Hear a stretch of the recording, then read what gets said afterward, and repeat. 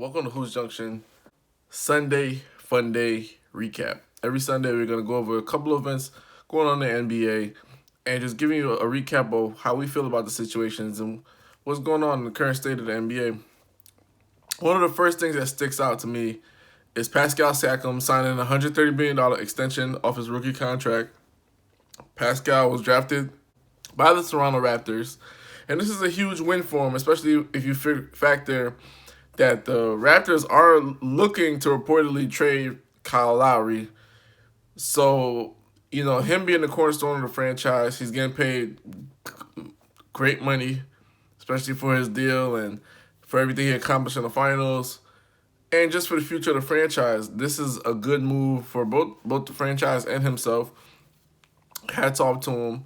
And it's always good to see a player get their money, especially, when everybody else is getting paid and they're not winning. Pascal, even though they beat a depleted Golden State team, he won something. He achieved something. He's rightfully so getting paid. So that is a huge, huge, huge plus. Things in China seem to be getting more dire, of course.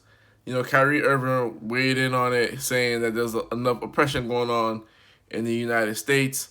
And, of course, I think that this is going to draw more ire and fire and add more fuel to the fire, honestly, if you think about it, because now those in China that, they agree with their government, they're going to say, well, this NBA star is saying that we're being oppressed when we're really not. So we're going to look at him as an oppressor. And, a lot of people don't understand this, but a lot of other governments, when they see like American products or American companies coming into their country and doing business, they look at it almost as a Trojan horse of democracy being spread into their home. And that's where the disconnect comes, and that's where the resentment comes, and that's where a billion-dollar business comes into possibly getting hurt or infracted upon. So Kyrie, of course, all these players are very intelligent, but in terms of activism in other countries, I'm not sure if that's the route you necessarily want to take. You know what I'm saying? Like, because if you look at LeBron has always been outspoken about things home and what's going on. But then when things came about China, he called Daryl Morey misinformed when Daryl Morey wasn't misinformed at all. Obviously he was trying to protect the billion-dollar bag. But then you look at somebody like Kyrie, he doesn't care about that. You know what I'm saying? Like, he's I'm more focused on inner peace and things of that nature. So obviously this is going to be something that is always going to be a contentious topic. What I can say is, since these players don't study world politics, I don't think that's not something that they should go in trying to navigate or explain, because they don't have the background on it. Like, when LeBron called Daryl Morey misinformed, honestly, he was misinformed in the case, or he was just choosing to turn a blind eye to what's going on. And that's just plain and simple. Like, you can't really speak on things that you don't know. You don't know. You're not educated on. You never really read. There's so much history on what's going on in China that, none of us have really studied it. Like, maybe in high school you took a class called World Civilizations, and, you kind of get a little background there. But you can't read a little 30-minute article or, watch the little news really quick, and you could really honestly feel like you know what's going on. So, to me, the players are putting themselves in a tough situation, speaking with reporters about this, because they're villainizing themselves to people that are their heroes, that they're heroes too. Just imagine your favorite player saying, they're down for something that you're against. All of a sudden, you just completely look at them in a completely different light. You're like, whoa, whoa, whoa, whoa. You know what I'm saying? Like, or maybe they're opposed to something that you're really into. You know what I'm saying? Like, something that is to you is like you're right, or something that is just natural to you. Like, what if a player said that, I hate the way we get paid in the NBA system. I'm opposed to capitalism. I hate the way we get paid. I think everybody should get paid the same. this, that, and the third. We spend too much money.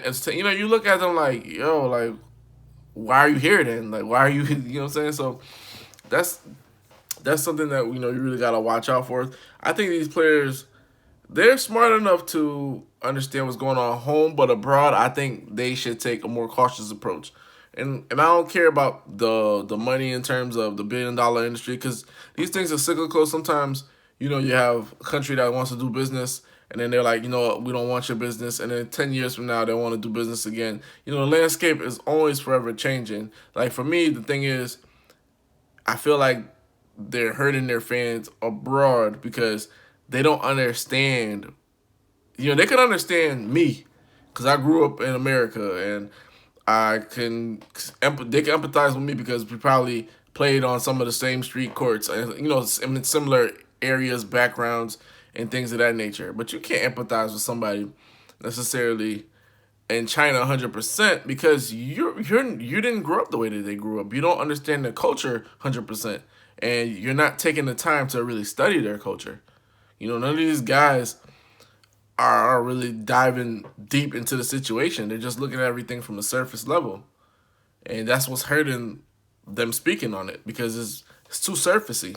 It's too surfacey, and you know, of course, people are overreacting on both sides to the situation. So Rockets, Russell Westbrook, point guard Russell Westbrook, dislocated his finger, re-aggravated it. They said he's gonna be okay, but to me, this is like another nail in the coffin in terms of what's going on with the Houston Rockets. Like, we have lowered our expectations for the Rockets so far. Like, I'm looking at some of their standings, the predictions for their standings. They're predicted to be like fifth, fourth, third, sixth. Like, we don't even look at them like a team that could win the Western Conference Finals or go to the NBA Finals, just due to the fact that they choked, and they choked twice. Once it was they missed so many threes, you know, 27 or whatever amount of threes they missed in a row. Then they kept saying, well, if CP3 doesn't go down, we win the championship. And the reverse happens. Kevin Durant goes down, and you guys can't even get out of the semis. Can't even get out of the semis with Kevin Durant down, and you have a chance to take a 3-2 games lead, and then game 6 is in your floor, and you lose at home. The number one problem I feel that suffers with Houston is Mike D'Antoni can't realize that everybody can't be Steve Nash. James Harden is not Steve Nash. Russell Westbrook is not Steve Nash. He has to change the offense and the system that they're playing in to match the talent that they have. All this threes in 7 seconds or less, maybe certain players can do 7 seconds or less. Other players work the ball more, run some plays, run some sets. It's just kind of crazy that he has stuck to his guns and hasn't bore any real fruit. And what I mean by real fruit, I mean, you can make it to the Western Conference Finals, you make it to the playoffs, you win a bunch of games, but when it's time for winning time, you're not winning. And now you have a player in Russell Westbrook who, you know, aggravated this finger injury. People aren't looking at Houston like how they used to. And you got to understand this. This is so disrespectful. This team has 2 MVPs. Last team with 2 MVPs was the Golden State Warriors. And you saw how that took place. This team has 2 MVPs. Nobody's really, like, looking at them as the team to beat. With a guy that can get you triple-doubles at any time and a guy that can get you 40 points and 20 assists at any time. So it's just like another nail in the coffin for everything that they're trying to do. If they were smart, they would really consider changing the captain at the helm and D'Antoni and bringing in somebody who could play more to the team's strengths. Like, the reason why the offense worked with D'Antoni and Steve Nash so much was Steve Nash was a ball of energy, 100% fit at all times. While Russell Westbrook adds athleticism, he wasn't, you know, it's more explosion. It's not more of an endurance type of athleticism. See what I'm saying? Steve Nash was just like running. The best, honestly speaking, if in the perfect world, what the Rockets would have been able to do is get Steph Curry and bring him to Houston. If the Golden State Warriors were willing to get him up and stuff like that, Steph Curry and James Harden would have been a perfect pair because Steph is in that perfect game shape. He can shoot the ball really well. He can pass really well. He has court vision. That matches everything that D'Antoni's trying to do. But there's guys, like Jay-Z said, all the records you sold, there's only one hole. There's only one Steve Nash. We're never going to see that again. So D'Antoni's going to have to taper that to that system. Zion Williamson, another knee injury. I don't know what to. This guy is 280 pounds. I believe he's like 6'8" or 6'5". It's one of those. 280 pounds.